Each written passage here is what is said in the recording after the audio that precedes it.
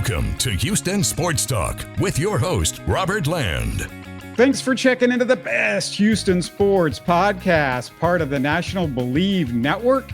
And oh boy, am I excited because returning for her second visit is the Ringer's Mirin Fader, and this is her brand new biography, Dream, the Life and Legacy of our own Hakeem Olajuwon. And it's great to have you back, Mirin. I'm so excited to see Houston's most treasured athlete back in the national spotlight. Yeah, thank you so much for having me. And I love your background. It's perfect.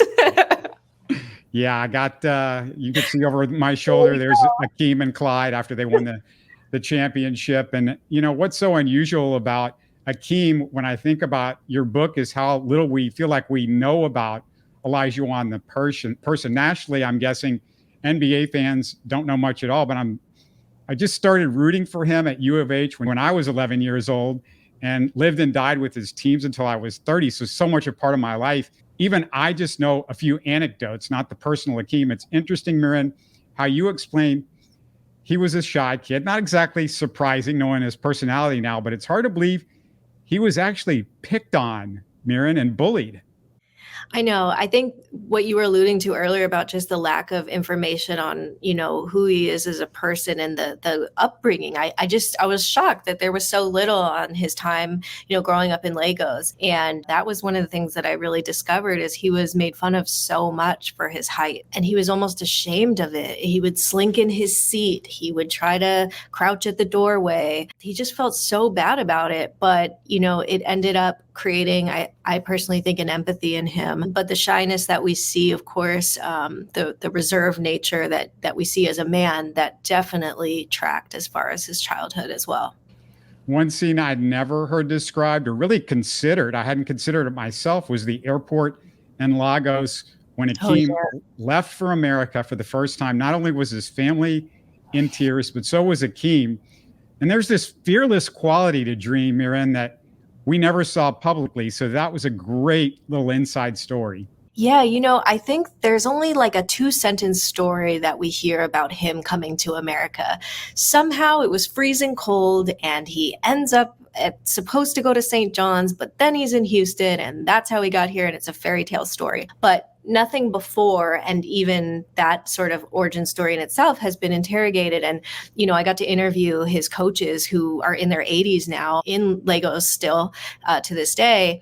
And hearing them talk about sending him off at the airport, the tears, the emotion, and how despite the fact that so much was unclear, Hakeem just sort of got this opportunity from this man named Christopher Pond, who I'm sure we'll get into, that happened to be coaching there. He's an American. And he just sort of thought, okay, I don't really know where this is leading, but I'm going to try. And I think that is so admirable in him. And coming to America was always the dream as far as getting educated in America, going to university in America. But for him to leave on a whim and pursue basketball is just not something anyone had ever done or heard of. And he was like, I'm going to try it out. One of the craziest chapters in the book is you explaining the fact and fiction of Dream's recruiting trip to America. For example, which schools actually recruited him, what really happened when he landed in the United States in New York for the first time. It's sort of an urban myth, Mirin. Completely.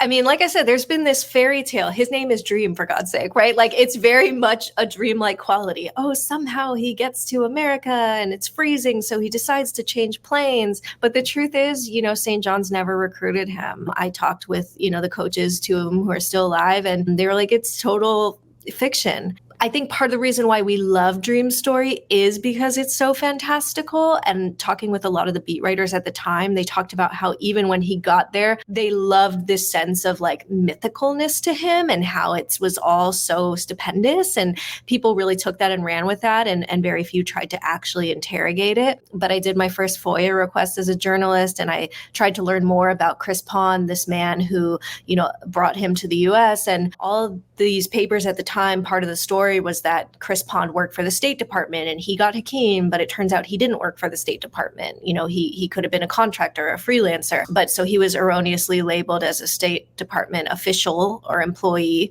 And I sort of tracked this myth because it is the one thing I think most people know about Hakeem. They love that he got to University of Houston by chance. But the truth is, he was supposed to visit that school and he went there. And so I think interrogating that myth took me down such a rabbit hole of trying to figure out who is Chris Pond, why was this myth perpetuated, and why is that important?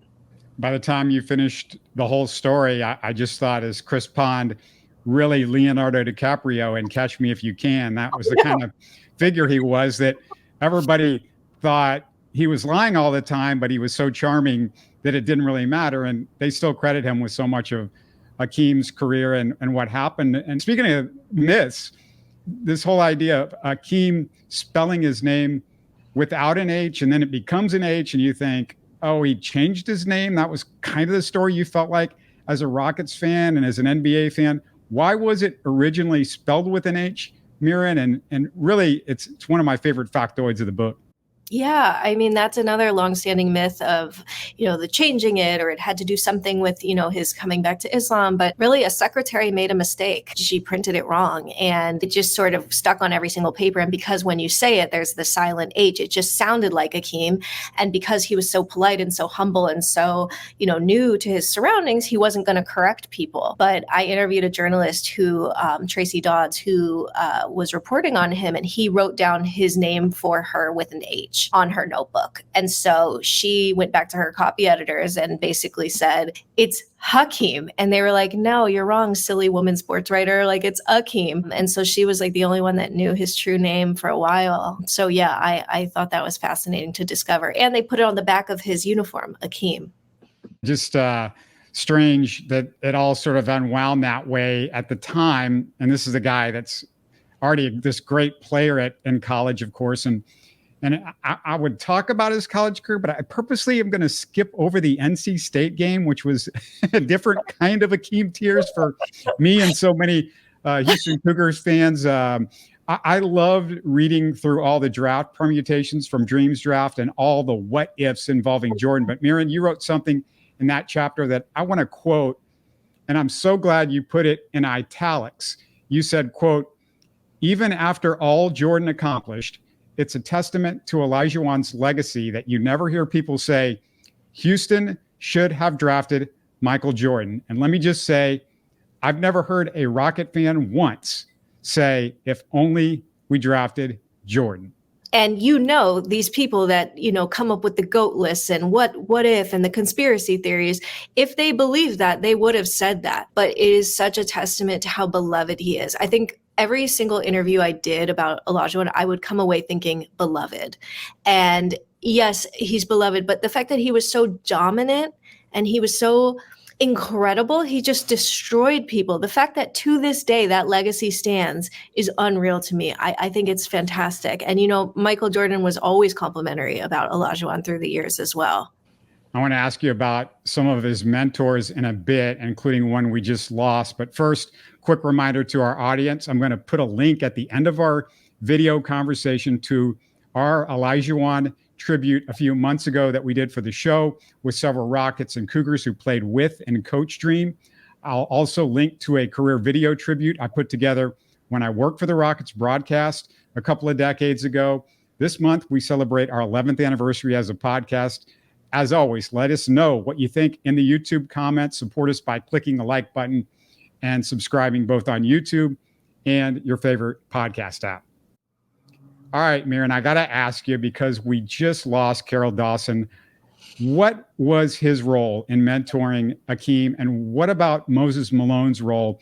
Because I know about the on-the-court stuff, but I really just enjoyed the stuff off the court, because that part might be new to many fans. Yeah, Caroll Dawson, I think, is one of the most underrated basketball minds. Rudy Tomjanovich was heavily inspired by him. And, I really wanted to cover how much Olajuwon was inspired by him. And it's so sad to hear of CD's death, because as I was talking to him and getting to know him and interviewing for this book, I just kept thinking, I don't think Hakeem would be Hakeem without CD. Like, he was more than a coach. He was a mentor They were close. They were friends. They had a saying together when they were getting coffee to go at one point. CD was like, coffee to boogie. And so that's like their inside joke that they would say throughout these decades.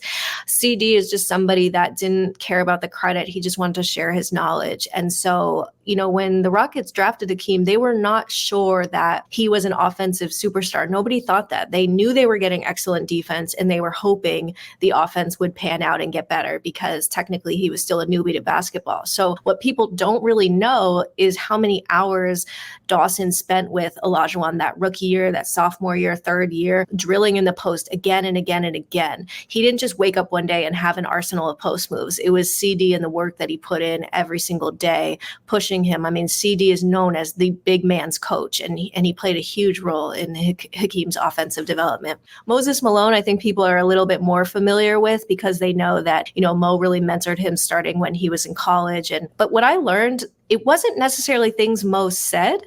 It was things that he did. And that's what a lot of former Rockets and Cougars want to stress to me. He wasn't the type to take you off to the side and give you a whole lesson verbally. It was showing you, it was playing hard against you.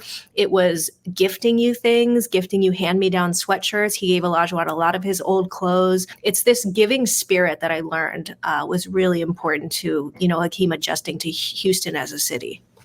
Where did the Dream Shake come from? And not the moniker, because Rockets fans know Bill Worrell was the one that gave him that, but who really takes credit for the actual move? So this was one of the biggest reveals, I think, in the book. And one of the most exciting parts that I found in my research was, while yes, many factors contributed to the shake, whether it's like CD's post work that we just talked about, or the influence of Hakeem playing soccer, football growing up, even handball. But what I discovered was it really came from a Nigerian legend known as Yomi Sangodeyi. Yomi is not just an African superstar. He was an international basketball star, and Hakeem really idolized him growing up in Lagos. And Yomi was a big man, but he could shoot, and he had this ability to do a little shimmy and a little shake. And so Hakeem very much saw that and took that in. And a lot of the coaches and the players that I talked to from those early days in Lagos really feel strongly that the shake, though it came from a variety of factors, really kind of came from Yomi in its inception. And I love that because while this book is a celebration of Hakeem as really the first true international superstar, I also wanted this book to give story to the international pioneers, the African pioneers that came before him. Tons of great quotes in the book. And I think that you might have a favorite or two yourself, but I wanted to give you a couple of mine just to start off with. Robert Parrish said, "I don't say this about many players, but I would have bought a ticket to watch him play." Dominique Wilkins, on defending him during his rookie season, this is his rookie season, said, quote, "I was holding on for dear life. He just ran me over." And Michael Thompson, Clay's dad, the Laker big, had one of the funnier ones. He said, quote, "I really had to practice like an opera singer. I had to warm up before the game and start learning how to say, 'help,' in a really loud voice." That was my favorite one.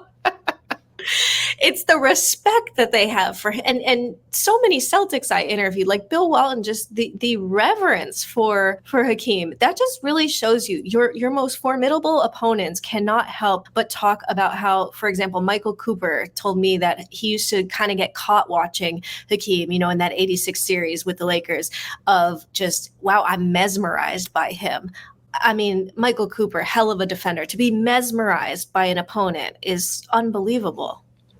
We've seen all of the Steph Curry circus shots go viral in recent years and what he can do out there that's just crazy. But Mirin, can you tell the trick that Hakeem did in practice and the one the coaches permanently banned him to do in the future?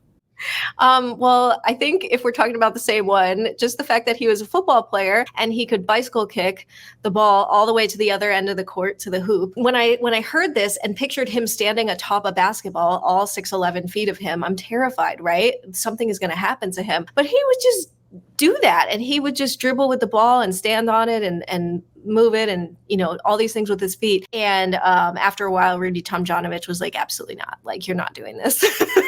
I just picture, back hitting a hardwood, not, it's just not a soccer field with grass or, his back, his neck. I mean, this is a 7-foot guy that's just going to do a bike where you fall on your, I don't know, that was nuts. Can you imagine a player of this era doing that? Oh my God. It would just be like the endless story. They would call him all these things. Is he serious? Versus Hakeem, it was an athleticism. It wasn't necessarily his playfulness. It was just pure competitive athleticism why he did that. Yeah, and he did all these other soccer stuff. When he was at U of H, he would play around with the basketball and stuff, and a lot of great stories there. And just two key figures that changed Hakeem's life when that temper of his got out of control and he had lost his center, so to speak. And ironically, it was a devout Catholic, which focused him back towards his own faith, Islam, which is this amazing story. But Mirin, the other is kind of out of a movie, the other guy that really helped him out. Can you tell about the man he ran into one day after practice? Yes. This part really gave me chills, like you said, because it seems unreal, but it really did happen. He was just practicing at the summit where they used to play, and he just sees this man sweeping the floor, and they sort of look at each other, and the man comes up to him and, he says, "Mr. Olajuwon, are you Muslim?" And at this point, Hakeem has clearly done some reflecting. He's not in the best place mentally, although he's very successful materially and he's a star in the league. As you mentioned, the temper got the best of him. He had some legal issues off the floor. Things were just really bad. And he called this period his dark years. And Olajuwon's taken back by the question because although he was raised Muslim, he did not practice the faith for over a decade. But he said, I am. And the man invites him to come to a Friday service. And Hakeem decides to go. And it's this crazy moment, as one of Hakeem's close friends, Ibrahim Arch, explained later to me. Hakeem had never seen this guy before. He had never interacted with him. He didn't even get his name. He didn't even know his name, but it was that person that led him to his first service, which changed his entire life and helped him rediscover Islam. And so it so moves Arch, the friend, as well as Olajuwon to this day, because, in their faith, they believe, can you imagine the reward that person got? This nameless, faceless man who was just sweeping the floor led him back to his faith. I thought it was incredible. You also paint this incredible picture of his faith throughout the book, but the one thing that just still blows you away is what he did after winning that first championship. Tell everybody that story, because that's just that really is the difference between Hakeem and just about any other athlete that you would see these days. After winning the first title versus the Knicks, instead of going out and clubbing and celebrating and doing what one does when one wins a world championship, he went to the mosque.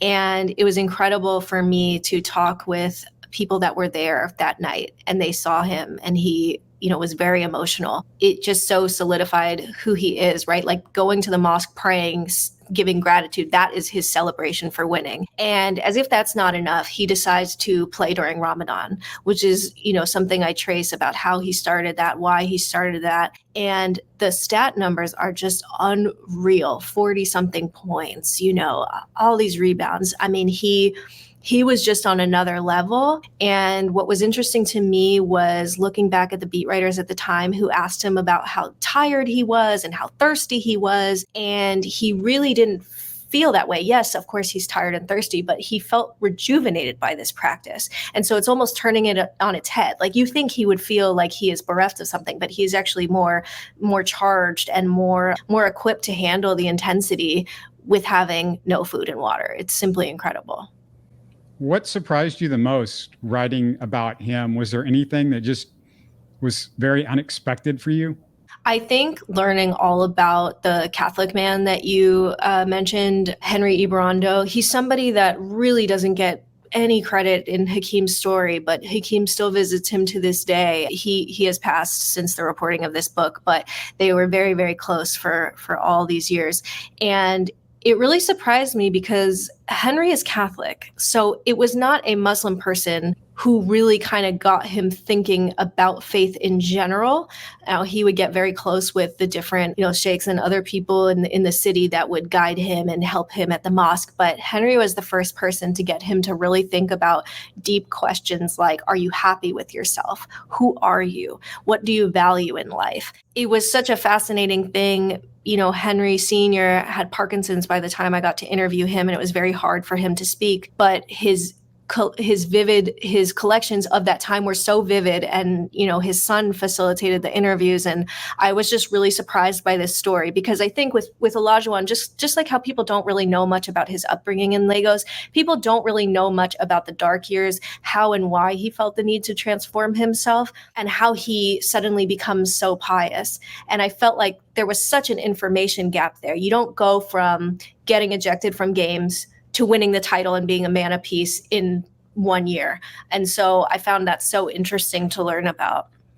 One of the things that I always thought about around 9/11 and when that happened, and you saw the reaction of everybody, is I just was immediately frustrated at the fact that everything was pointed in such a negative way to all Muslims are this, and there was this stereotype, and there was all the stuff that you fear the most about something like that happening.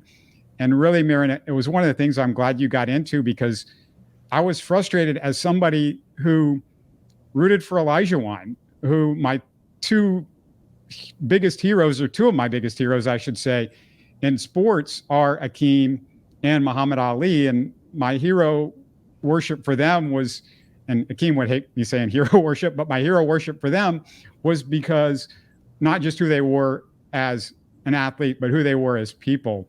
And it just seems like, that's something that it's really important that you got into his reaction and what happened to him at that time, because he was in Canada. In fact, I was working for the Rockets at that time, and the year that I started was the year after he had left and was with the Raptors. So, I'm thinking, okay, maybe he's isolated from some of it being up in Canada, but he wasn't, was he? No, and that was so important for me to highlight, because, well, first I should say Hakeem is probably the most generous person and athlete that I've ever come across, in the sense of he does so much charity and gifts so many things to so many different mosques and organizations and causes, but he never wants the credit and he never wants to talk about it, because, that is against his religion. You have to be humble. You don't do things for the reward. You don't brag about what you give. You just give the charity, the zakat. And exploring that time where he gets the team right after 9/11, he does so many things for the Muslim community in Toronto. He helps fund a mosque that could not get a loan from a bank because discrimination and Islamophobia was so rampant. A lot of people were not giving loans to Muslims, and he literally helped save that mosque. He helped students at a university. He did so many things to show up in the community and say, I am here for you. And it didn't get much credit at all. And I don't know if it's because, he was in Toronto at that time, but he really was such a positive, important person in that community, made very deep ties in Canada as he does around the rest of the world. But that's why, you cannot separate person from athlete. And I think all these quite frankly, stupid discussions we have these days about should athletes speak or not, and it's ridiculous. Hakeem's the perfect example of, it's about so much more than your sport. What can you give? What can you offer? And especially in times of just rampant racism and Islamophobia. I think I know why you wrote the book, just from, covering Giannis and writing his biography. But was there anything else that made you want to write about Hakeem? I love human stories, and I just kind of like how when I started Giannis, I felt like there was nothing about Giannis's upbringing that was known. It was just like he sold trinkets on the street and then he becomes an MVP. It's like, wait, how do you get there? I felt similarly with Hakeem. I felt he's just the most criminally underrated athlete in modern basketball. And there's been nothing on him, whether it's book or documentary. So that was one. The other thing was, while the Giannis book really did focus on Giannis's life journey, it also kind of told a second story of the rise of international basketball and how international players have come to really dominate the NBA. And I just thought to myself, who was the pioneer that paved the way for people like Giannis? Which there is an anecdote at the end of the book that involves both of them that I really think brings these two books full circle and connects them. And I just thought Hakeem was the one that inspired all of them, and he's gotten no credit. And I know he doesn't like credit. He doesn't seek credit. Credit is not a currency he cares about at all. But I just think because we talk so much about the way international players, specifically African players, are dominating today's NBA, we've forgotten about the one who started that legacy, who inspired so many to come. And so I just thought it was really important from a historical standpoint to tell that story. Gratitude is something that we hear more and more about in the last few years, but I feel like nobody, as you read the book and realize, epitomized it more than Hakeem. Totally. I mean, just one of my favorite anecdotes was after they win the second title, he's like absolutely punched his ticket into the Hall of Fame. He like could not be more on top of the world. And he's got this iconic finish that, they sweep the Magic. Dr. Ramsey, the Hall of Fame coach, Jack Ramsey, he was like an analyst for ESPN at the time. So he was there covering the game, and he and Hakeem had a moment together doing a little interview together before Hakeem would then face all the media. And in the most Hakeem way possible, in the most gratitude generous way, he said, "Dr. Jack, how did I do?" Is that not him to a T? Like, you just dominated, you just won your second title, you are the GOAT, and you're asking a person that you revere and respect, a Hall of Fame coach, how did I do? It's just gratitude is who he is. It's very cool that many of the people that you quote in the book have been guests on our show over the years. Author Robert Jacobus, Dale Robertson, Reed Geddes, the late, great Robert Reed, Barry Warner, Don Chaney, Robert Falkoff, Fran Blindberry, and two guys I worked with, Joel Blank and Craig Roberts. Oh, and just a few days ago, I went to a dinner event hosted by Robert Falkoff, and Rudy was there. I can't even remember what sparked this, Mirin, but Rudy starts talking about his strategy to free up Hakeem in the 94 finals. It's a story that you relay in the book. So he dumps out the sugar packs on the table, starts diagramming it. And we're just like, oh my goodness, this is incredible. It was the moment of the night. He's as passionate about basketball as ever. Mirin, he's so great. That is iconic. Oh my God. I wish I could have been there. Yes. I mean, you never lose that passion. I love that so much because that was such a brutal series. Hakeem was getting beaten up. They were just putting a million people on him, whether it was Ewing or Mason or, all of these people. And he was just expending too much energy trying to get open. And so I just love that, Rudy's focus on ball movement and spacing and doing all these things to free him up so he wouldn't have to work so hard on offense was brilliant. Rudy himself is criminally underrated as far as, the all-time great coaches. What he did with that team and adjusting his style to the personnel they had rather than the other way around, which is what most coaches do, is really something to be studied, especially, when you think about the way that kind of like 4-out spacing so influenced modern basketball. Everything we see now, Rudy was so ahead of the curve with that. It's strange because I looked up Rudy's age and compared it to Greg Popovich, and, Pop's still going. Rudy is just 2 months older than Pop. He hadn't coached in 20 years and, wow. He's just 2 months older than Popovich. And, that was so much fun to get to hang out with him. It was the first time I really got to hang out with him in a bigger way. And I'll talk more about it on my show at some point, but please plug the book one more time. And also before you do that, I just want to remind everybody, go read our features on The Ringer. The last 3 features have all had Houston connections. One's on Houston's own Brittany Griner. I produced a feature on Griner when she was dunking in the 9th grade. So that was incredibly important for me to see that one and read that. One's on Houston's Olympic gold medalist Simone Manuel, who started swimming as a kid in the neighborhood that I grew up in. And the last one's on former Rocket. He was a draft choice back in the day, Chase Budinger. So everyone should go look at those, Mirin. It's good stuff. I swear it wasn't on purpose, or I'm just moving to Houston. I don't know. Yeah, no, thank you so much for that. And yeah, we're doing a signed book drive with Brazos Bookstore. So if you want to support a local bookstore, Brazos has that available. Yeah, it's called Dream. It's coming out October 15th. And, I just want to say to you, like you've interviewed all the legends. This is so cool for me to talk with you. Thank you for making the time. And I can't thank you enough, Mirin, for taking the time to join us and for sharing Hakeem's story with the world. So hopefully this generation of fans will appreciate his greatness, and not just his greatness, but his goodness.